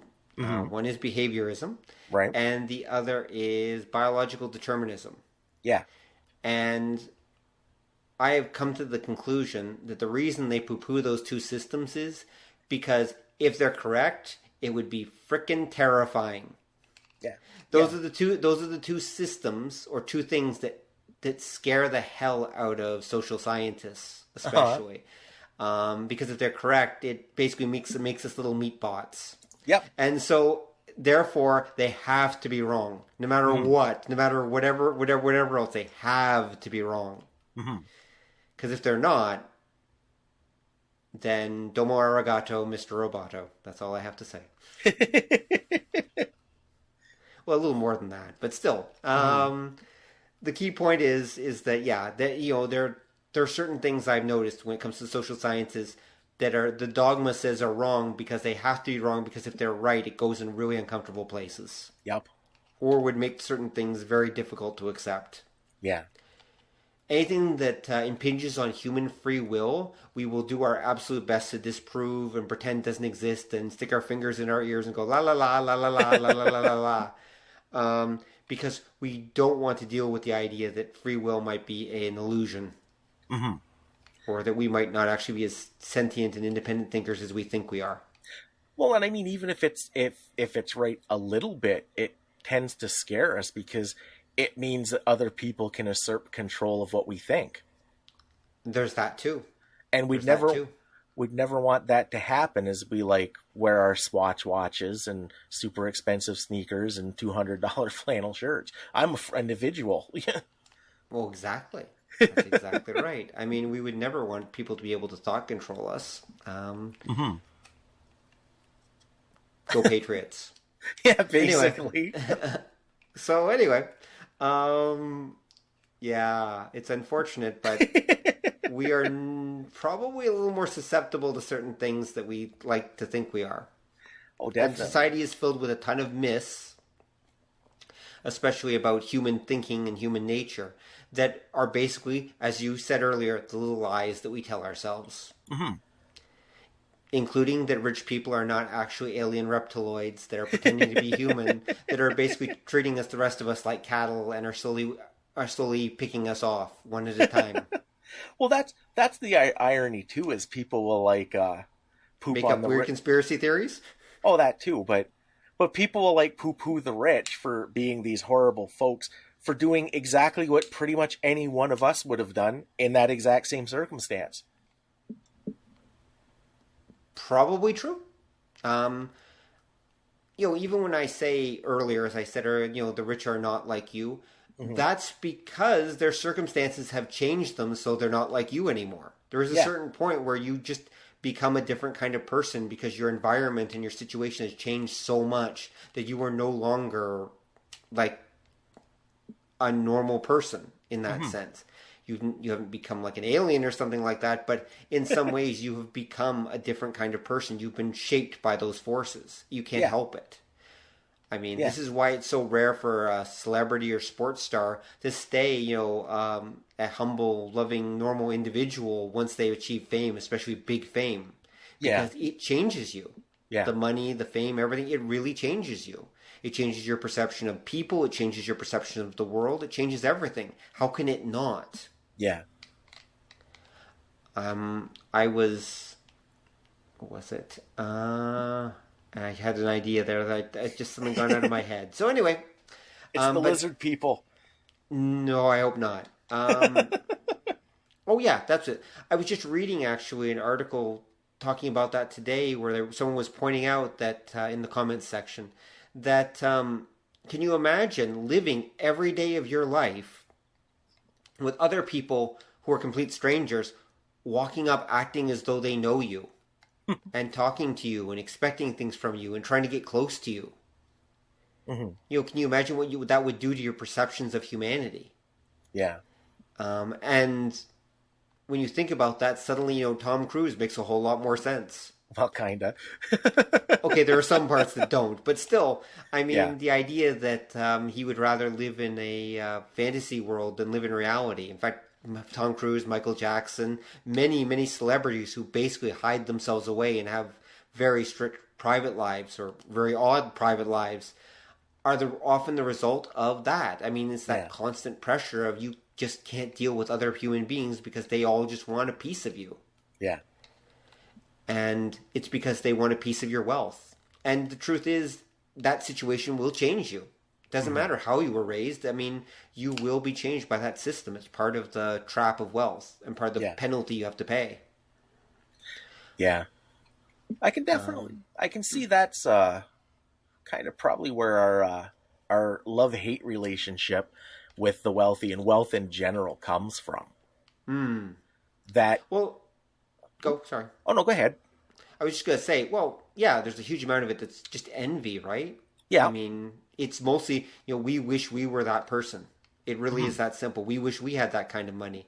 I mean, there's not a single person listening to this podcast who hasn't had the thought, if I had $1 million, or if I had Bill Gates money, what would I do? Guess what? Congratulations, you envy the rich. Duh. True. Like everyone does. We all want to have that kind of money and that kind of power and freedom. I mean, money is a superpower, as Batman or Tony Stark will tell you. Yeah. Money truly is a kind of superpower, and it lets you do things that normal people can't. Yeah. And we all dream of being that kind of powerful, free, controlling person. I mean, controlling as in person who's in control of themselves. A person who is in control of their own life and their own destiny, or at least they think they are anyway. Self-determinant. Self-determinant. There's the word I'm looking for. Thank you very much. Yeah, to have self-determination. We all dream of that, and that's part of it. Yeah, because most people, if they had and this is what happens, you find out with lottery winners, if they had endless wealth, they would do nothing. They just consume. Yep. And that goes back to the whole worry about the whole basic minimum income system, which will be another whole podcast. But, yeah. The idea is if we just give people what they need to survive, won't they just all sit at home and play Xbox? And the answer is, yeah, probably a lot of them will. Yeah, and there's certain powers that be that think that would be great because now they're not getting in my face and protesting and things like that. So even that kind of lifestyle that a lot of people would find horrifying, sit at home, do nothing, there are elements that propagate it. Yep, there are. Even within the upper classes. This is why I think sometime within the next maybe decade or so, maybe it might be a little longer, the right in the United States, now when I say this, I'm referring to the corporate right, of course, will suddenly do an incredible about-face on the whole idea of basic minimum income and all that. I really do think that they will suddenly realize, this creates an entire class of people who are totally dependent on us, who we can just sell shit to and make money from. Why are we fighting this? Yeah, well, there's another step to that too. One of the, and it's disturbing me how often I reference this game on the show. In Dark Conspiracy, what ended up happening is the super corporations take over because they have what they call proles, which are, they'll give you an apartment, and they'll give you food and entertainment, and all you have to do in exchange for them taking care of you for the rest of your life is sign your vote to them. And that was how the corporations took over, because they would literally buy everybody's vote and then just give them to the candidate that they thought would be most compliant. It would work, and it may work. We'll see how it goes. And that makes me sad, being an old school cyberpunk like I am. Yep.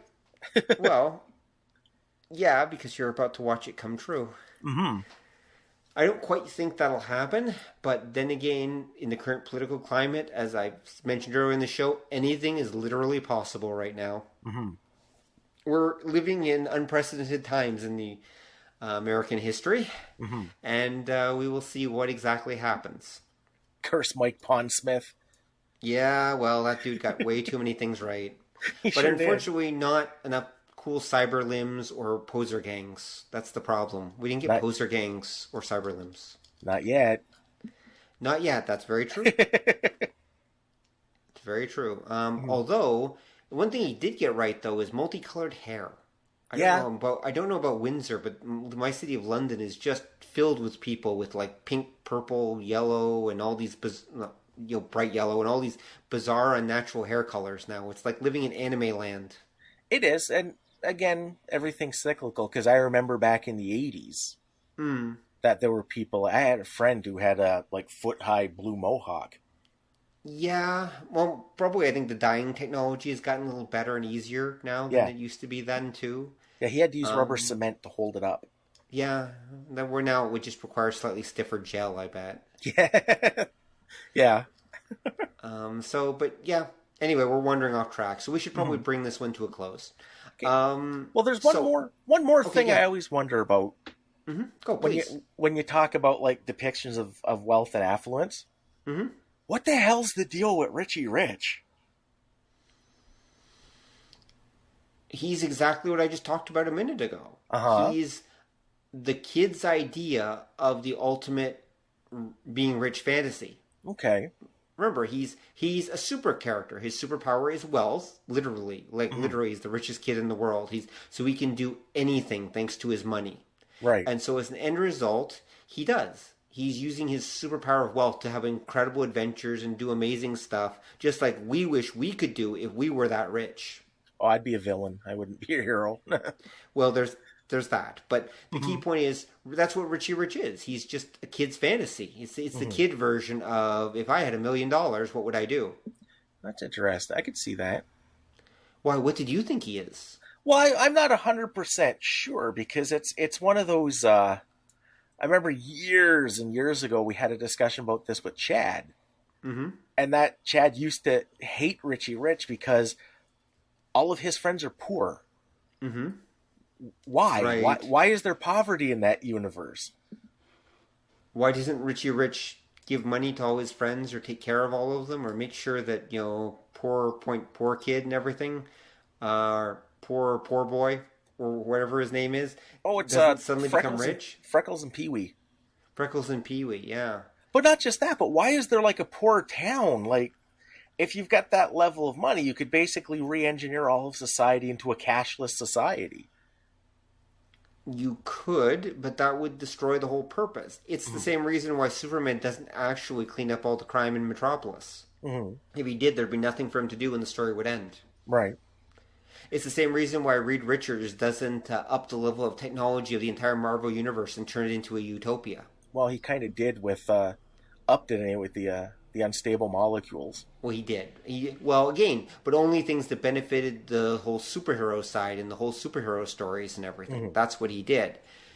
You don't let your characters do anything that would actually basically upset the balance of the fictional world you created and make it unrelatable to the real world. Because remember, that's the contrast you're getting, is that fictional world versus the real world. That's where some of the story is coming from. And if you do that, you've changed the makeup of the story itself on a fundamental level, and it might not work anymore. So, as they say, don't mess with the formula, kid. Of course, there's another possibility. Which is? What if, because the rich family just hoards everything. Yeah, they do. They're the original hoarders. Yeah, like they have vaults full of giant gold nuggets and that. And what if what happens is you're dealing with a society that they're actually the good guys because you've had some kind of event that caused hyperinflation. And by them stockpiling all of this corporeal wealth and taking it out of the system, they're actually keeping inflation down so that you don't get like one of those it costs $1 bajillion to buy a loaf of bread things.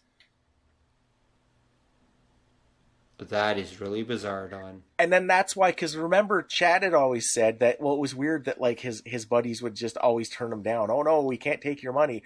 What if that's because they're brought up with remembrance of this great disaster, and now they don't want currency moving around because they're terrified that everything will collapse and they'll be living in Mad Max times. And it was then that Casper the Friendly Dead Kid was murdered and eaten by cannibals. Jesus, Don. I'm just saying. You definitely thought this through. Is this a result of that whole Flintstones discussion we had on the post-apocalyptic show? Is that what this is? Well, it's kind of because you start looking for the conspiracy theory and other like old school like entertainment. Yeah, I'm sure we can probably do this with every single form of every single kid show or comic book from back in the day. Well, because Okay, part of it's also from the Afterlife with Archie comic, right. where Riverdale's this idyllic, peaceful, nothing ever happens place. And I'm gonna spoil something for you, so if you're a big Archie fan, don't listen. And in that comic, they explained why it is, of course, a deal with the devil. Of course it is. Which is why there's a family of witches that live just in the next town over, that they're the agents who brokered the deal. Oh, makes sense. Yeah. And then you start looking for that and everything, and then you end up in weird places like Casper the Friendly Dead Kid being eaten by cannibals. Right. I can see that. Okay. On that note, yeah, we're awesome. Cannibalism in. Yeah, you worked through it. Congratulations. On that note, I guess my final thought is being rich is awesome. Not being rich, not so awesome. And I guess really that's what it comes down to. The portrayal of wealth in the media is all about, portraying what we would do with this kind of wealth. It's lifestyles that we want to aspire to. And while it all seems simple, it's really not that simple at all. There's so many different factors involved. Right. And I'm just rambling because I've had very little sleep and I have no idea what I'm talking about right now. So you probably shouldn't listen to me. It's never stopped us before. Absolutely. So on that note, thanks for listening, everyone. Have a happy 2 weeks, and we'll talk to you next time when we discuss the topic of... What are we talking about next time, Don? I don't know. I'm kind of need a new shtick. Okay, fine. You've disappointed me. Good night, folks. Bye. Thanks for listening to the show. If you'd like to hear more or join the conversation, come visit us at obeythedna.com. You can also find us on iTunes or whatever fine podcast site forgot to lock their back door. So until next time, remember that to master the nerdly arts takes time, practice, and enough Coca-Cola to drop a rhino. See ya!